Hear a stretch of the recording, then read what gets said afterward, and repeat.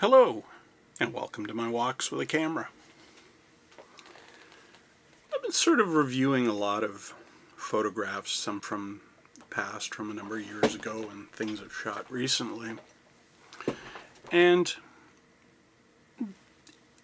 I ended up asking myself a fundamental question. When you go out with your camera, or in my case, my camera, what am I looking for in terms of photography?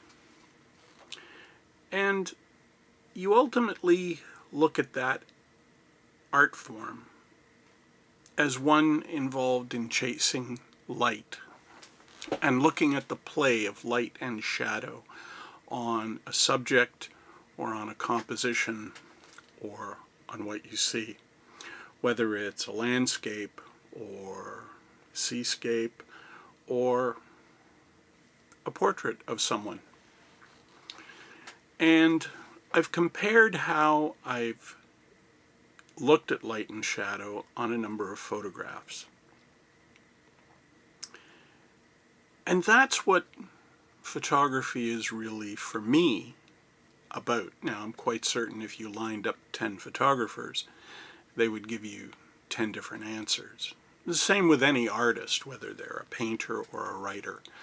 You ask them about their genre and what is it they look for and the nuances and how they interpret light and shadow. Even if you're a writer, how do you produce those nuances that paint pictures that people can view in their mind? And for me, it's hard really to quantify. What is it about the light and shadow on a particular composition that grabs me, that says something, whether it's moody or dramatic? And that's really in the eye of the beholder, how you look at a piece of art, regardless of what it is. And it can even come down to the time of day that you're looking at it. Now, for instance, today it's winter and it's very cold out, and there's not a cloud in the sky. The sky is that intense blue, which makes the shadows falling upon the snow really contrasty. And for me, from an abstract point of view, that makes them very interesting. Now, a lot of photographers don't like this kind of intense light. I don't mind it so much because, as I said, I look for things that are abstract.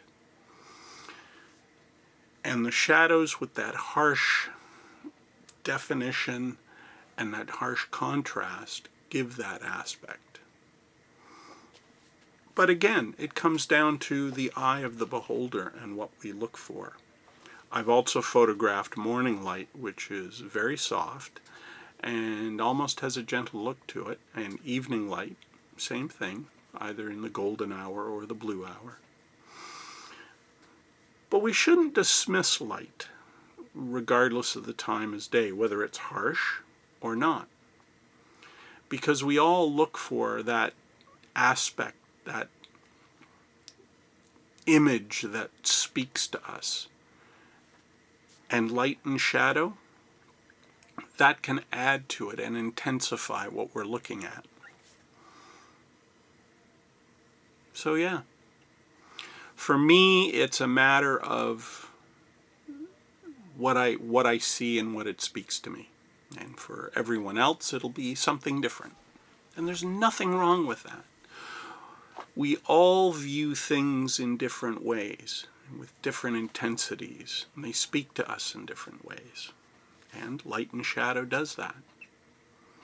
The art of photography has been called painting with light. And yeah, I can see that. And right now out my window, my backyard has a real intensity and a sharp shadow angled from the house onto the white snow. And even days when there will be no snow on the ground, shadow and light will have that same play and juxtaposition. So when you go out in your own wanderings, looking for light and shadow, keep an open mind as to what you're looking at. And just remember, in those explorations, just keep walking with a camera. Till next time, cheers.